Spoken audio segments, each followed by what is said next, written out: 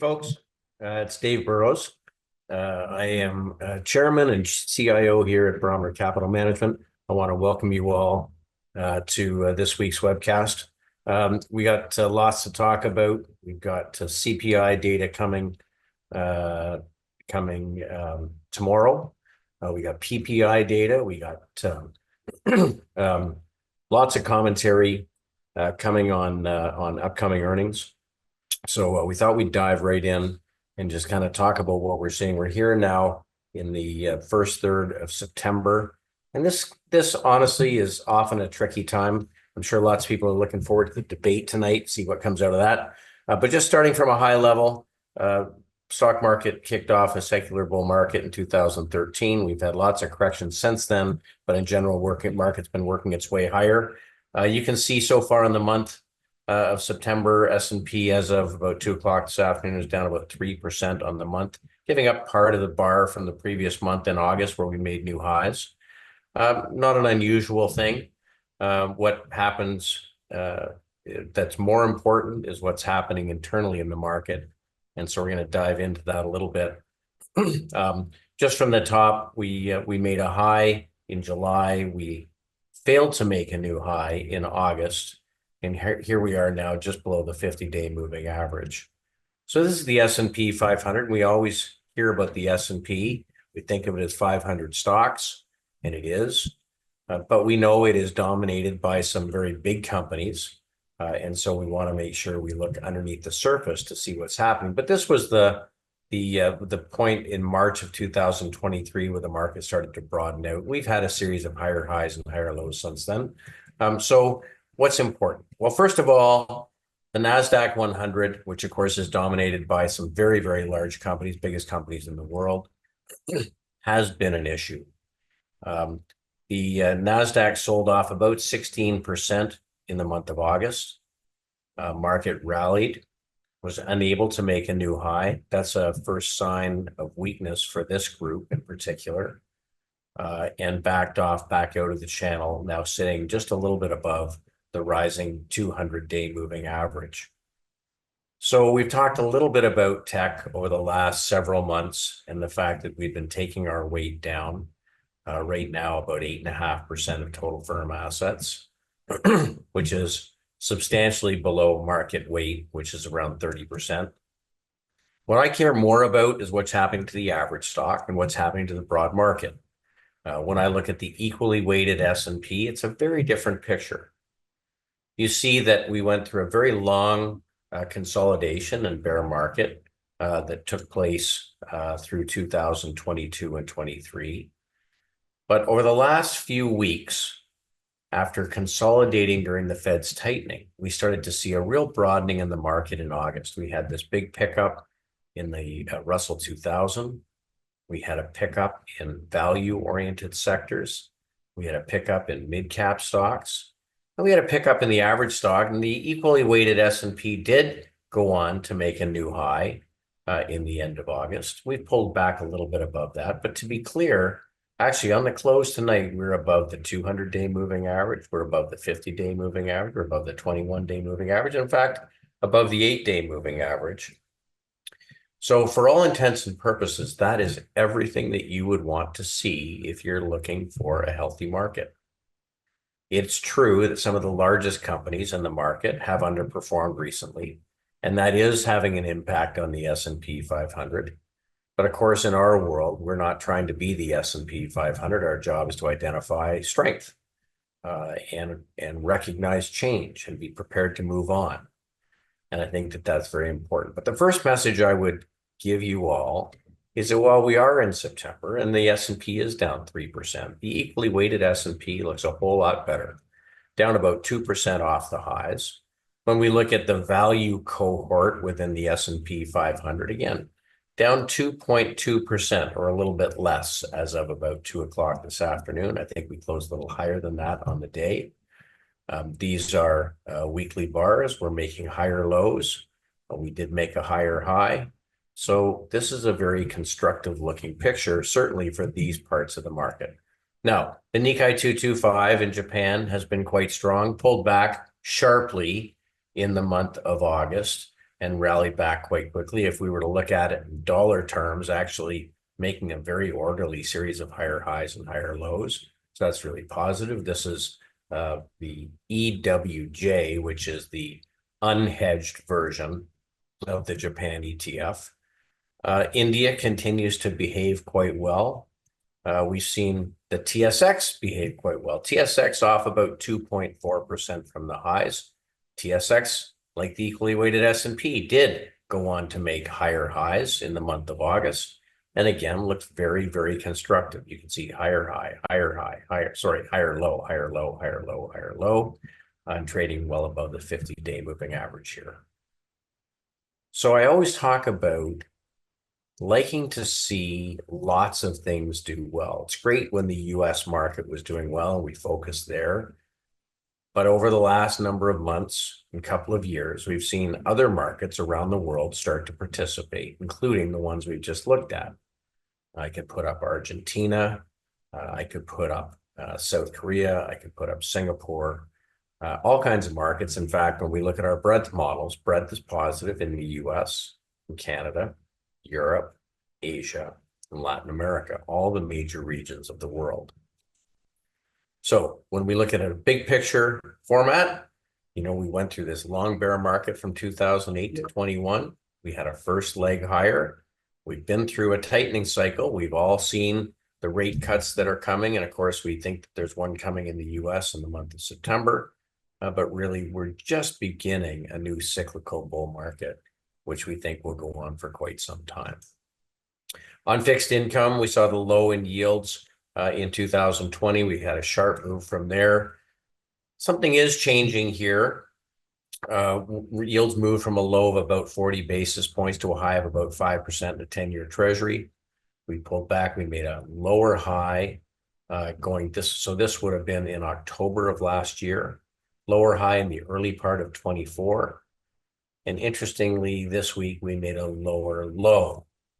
So we very clearly have changed trends, but cyclically, it appears that we are into a cycle where rates can come down a little bit. We're into Fed cutting. We're into the Bank of Canada cutting. We're into the European Union cutting rates. So this is interesting. Now, we look at this and say, well, okay, that's good for bonds, but frankly, it's better for other things. So this move down in the 10-year, now at 364, is signaling a couple of things. First of all, CPI, or inflation, has come off the boil. Two, that we're likely to see some rate cuts. And so things that would benefit from that should perform well.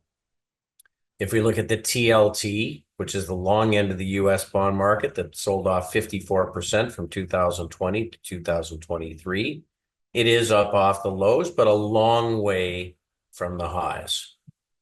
And clearly the long-term moving averages are headed lower. So we think it can rally, but probably it's limited. What I do find interesting, because we can go anywhere in our income strategy in search of a total return in income producing assets, is the dividend aristocrats, or high dividend paying stocks that have had a tendency to raise dividends, are well outperforming the aggregate bond index.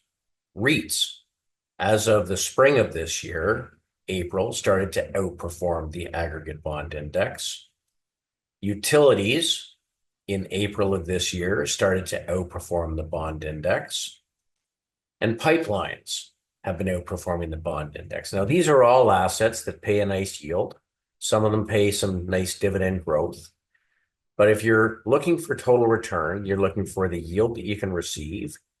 You're looking for tax treatment, better tax treatment coming from dividends. And you're looking for the possibility of capital appreciation in the shares that you own. When we look at what's happened since the high in yields, October 13th of 2023.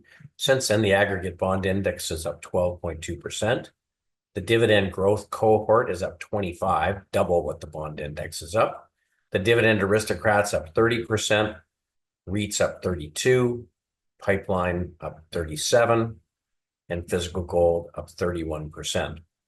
So One of the reasons we said we don't really like bonds is we think that there are other assets that can perform better if we get a cyclical pullback in yields, and certainly that appears to be the case. On commodities, commodities continue to consolidate.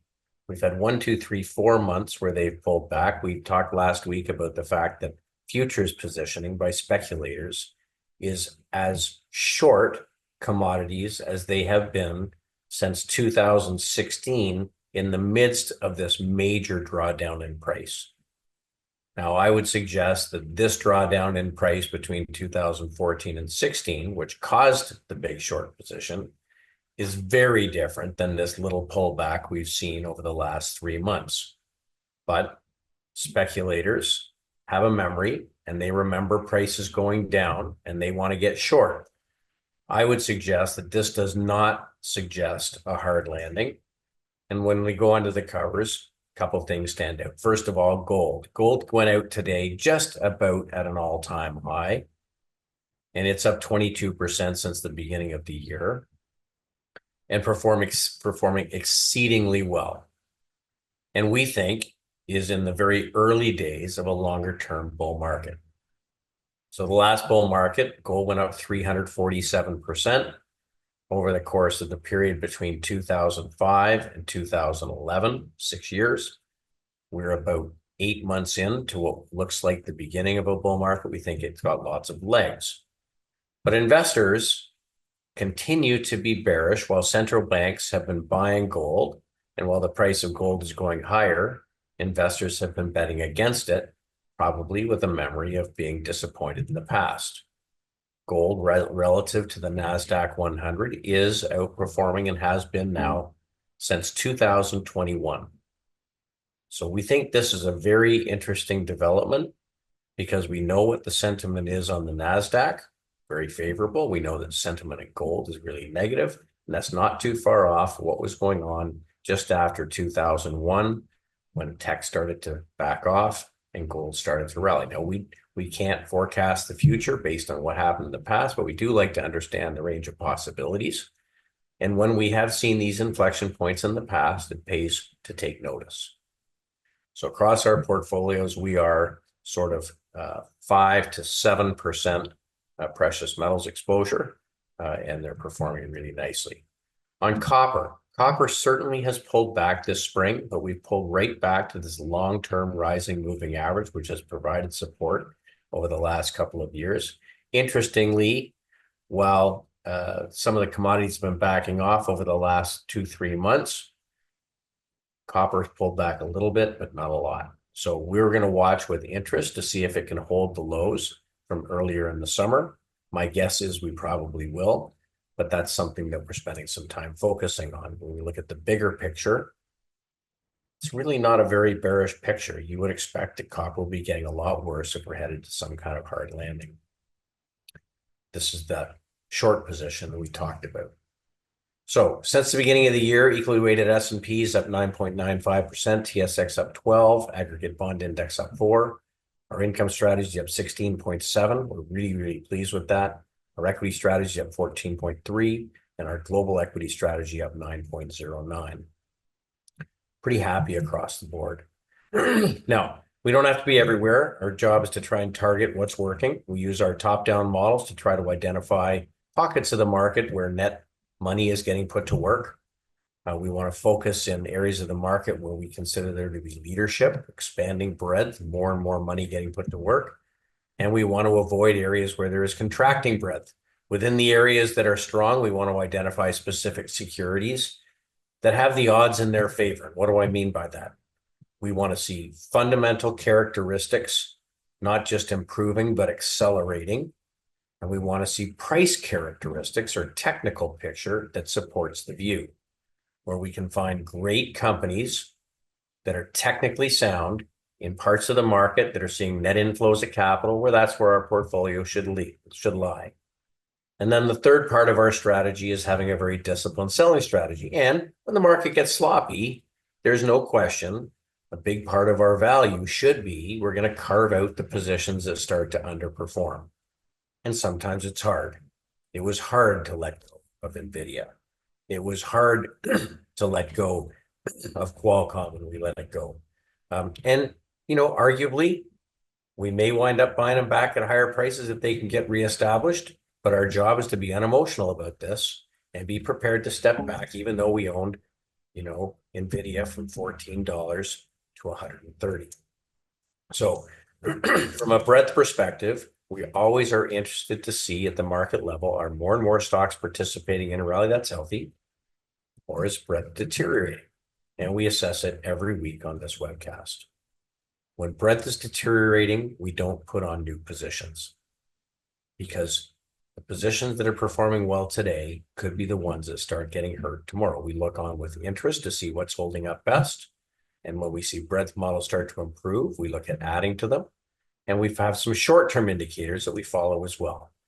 So our job really isn't to be everywhere, it's to be targeting, identifying market leadership, watching for change. For instance, like seeing utilities and REITs and staples start to do a little better in the spring and add some positions. In the absence of leadership, sit on our hands. So as we sit today, even though markets pulled back some in the month of September, percent of stocks in uptrends in Canada, in the US, globally, and that includes Europe, Latin America, and Asia, breadth has been just fine. In fact, the breadth models have moved down only a very small amount, not nearly enough to reverse lower. Now, our short-term indicators are showing us that there's some things going on in the short run. Percent of stocks above the 50-day has moved lower. Percent of stocks with positive weekly momentum has moved a little lower. Percent of stocks making new highs versus new lows moved a little lower. And percent of stocks trading above the 150-day moving average, a little bit lower. So this causes us not to want to put new money to work currently. But frankly, across the portfolio, the themes that we're focused in, well, let's revisit them. Financials. These are monthly bars.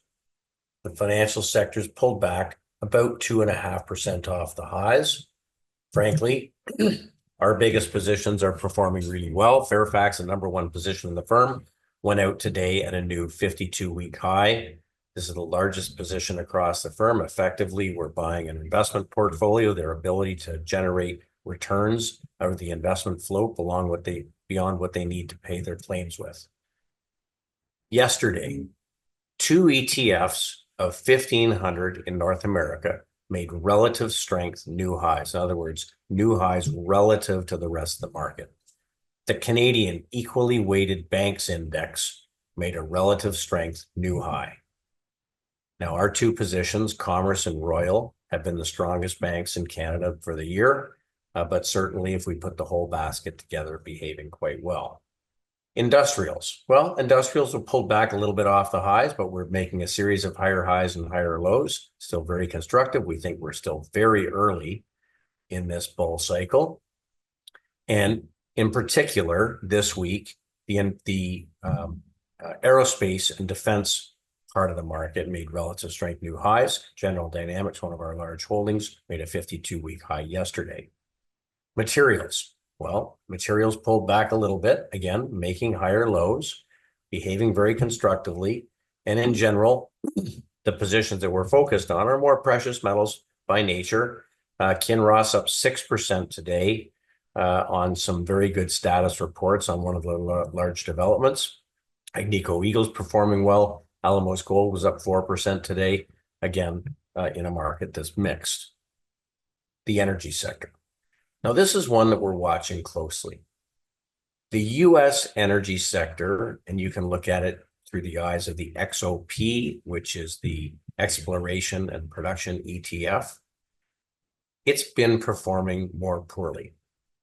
I think specifically because so many of the large U.S. energy producers are producing shale oil and shale gas, where they have to continually be fracking to stimulate the wells to be producing.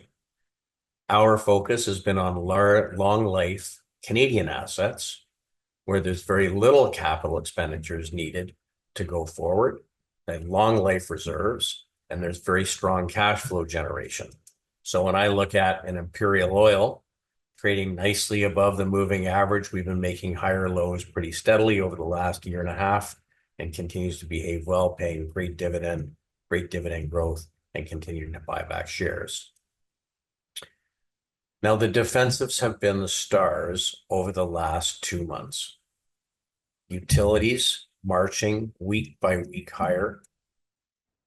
The pipelines marching week by week higher. The REITs moving week by week higher. All of these with the expectation of lower rates, and these are higher dividend paying securities. And pharmaceutical, which has a real defensive bent, also performing well. Now, we are not in the camp that we think we are going to have a significant economic slowdown. I think the fact that yesterday the investment bank's ETF made a relative strength new high does not suggest that the stock market is in difficulty. If the investment banks are doing well, likely it is that the market is likely expected to do well. But having said that, these securities are performing defense, and they're performing a task which is basically aimed at immunizing the portfolio in the event that the fall gets more difficult. On the other side, technology is the problem. Currently, we'll see whether it gets fixed. These are all great companies, but you can see the relative strength since the beginning of July. This is this SOXX, which is the semiconductors ETF made up of the largest semiconductor companies like NVIDIA and Qualcomm and Broadcom. Relative strength has moved off sharply, now trading only better than 41% of the securities in the S&P 500. The SOX index came down about 29% off the highs. It rallied and pulled back basically to the lows. Now, this is the 200-day moving average. We don't really like to be focused in groups that are trading below the 200-day moving average of price. So just as a reminder, when semiconductors get stretched way above the long-term moving averages, they have a tendency to correct. And we've talked about this over the last few weeks, one of the reasons we've pared back our holdings so dramatically. So from a positioning standpoint, not tons is changing. Financials continue to be by far our largest weight. Energy is about a 10% weight, but it is split about evenly between long life producing assets and pipelines. Industrials has come down a little bit in weight, but we're still an overweight versus the market. Technology now down below 10%. We have materials at about a 3 times weight, some copper, but more precious metals. Healthcare is about a half market weight, and that's because we just really focused in the pharmaceuticals. Consumer staples has been moving up. It's now basically a market weight, and several companies, including Campbell Soups, after their purchase of Rouse pasta sauce, performing particularly well. We have about 5% cash, which gives us some optionality should things be sloppy between now and the election. But then when we get down to the defensives, we're basically market weight utilities, basically market weight in real estate. So I'm going to keep putting this slide up because we are in the early stages of a liquidity cycle. What does that mean? When central banks start to cut, they start to cut because there is some ambiguous economic data. They don't cut when things are strong, and they try not to be cutting when things are exceptionally weak. We do know that liquidity drives asset prices, and investors look 9 to 12 months out, not the coincident numbers that are coming from the economy today. Now, over the next year, the expectation is that earnings next year will be 15% higher than they are this year. And part of that comes from revenue, and part of it is coming from companies becoming more efficient. Profitability is rising in large US companies. So long as the sectors we're focused on are behaving constructively, and so long as breadth is positive, and so long as we are headed into a liquidity cycle, we want to be invested. Now, credit risk is not showing us some kind of a problem, and volatility continues to be within the range that is typical for a cyclical bull market. There's nothing here telling us that we are headed into some kind of extended problem. So we'll wait and watch. I'll be watching with anticipation as to what happens in tonight's debate. I'll be very interested to see not only the CPI data tomorrow, but how the market reacts to that data. And we'll be interested in the PPI data later in the week. And of course, next Tuesday, we'll be back. But in the meantime, we think the market is in a new cyclical bull market that started in January of this past year. We are trying to be patient with our positions, but we are carving out the positions that are not working. And if things get more difficult, we'll get defensive. But for now, we've got 5% cash and gives us opportunity to add a couple of positions should the short-term data start to improve. With that, I'm going to take a look and see if we've got any questions.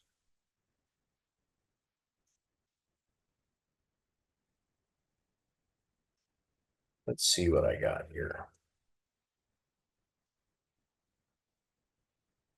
I have to step away. Wanted to make sure I asked what caused issues for the U.S. banks. Stay unclear. So today there's a banks conference in the U.S. Jamie Dimon spoke from J.P. Morgan.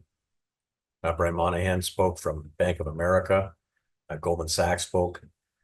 Many of them, I think, are being relatively cautious and not trying to set undue expectations. There was some suggestion that Goldman Sachs trading revenues might be neutral going forward. There are obviously some questions around the low-end consumer, and that's affecting the card companies a little bit. We're not focused there. J.P. Morgan pulled back a little bit today on comments that the net interest income, might be flat. All of these things are question marks, but these companies all continue to deliver when they get to earnings. So we'll see. One difficult day, I don't think, turns the ship. Question: couldn't the strength in gold be signaling a flight to safety, a hard landing that could be coming? You get strength in gold in all kinds of different situations. You get strength in gold when there's inflation. You get strength in gold when there's stagflation. But you also get strength in gold when there is question whether there is government resolve not to keep spending.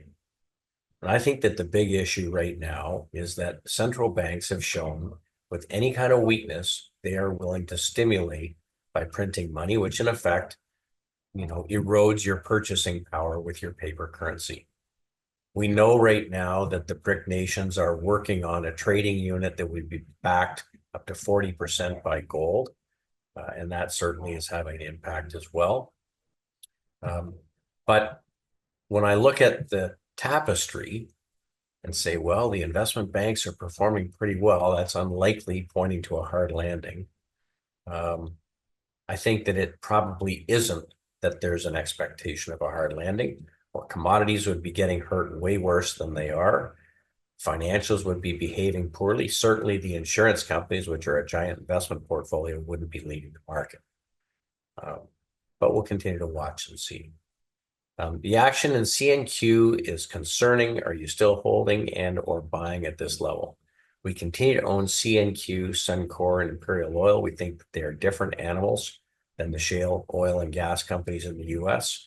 We're getting paid really well by way of dividend. They're trading above their long-term moving averages. We continue to be there. And then we have a very nice thank you here for doing these webcasts. Finally, could we advise if we got stopped out of Broadcom, Citigroup, CNQ, or Tourmaline? Tourmaline, yes. Citigroup, no. Broadcom is holding above the lows from August. If we breach the lows from August, that position will be gone. Although it was up 5.5 or 6% today.